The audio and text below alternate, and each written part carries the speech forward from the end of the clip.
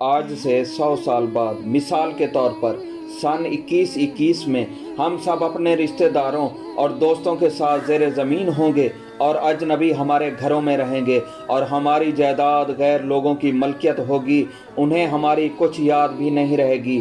ابھی بھی ہم میں سے کون اپنے دادا کے باب کا سوچے گا؟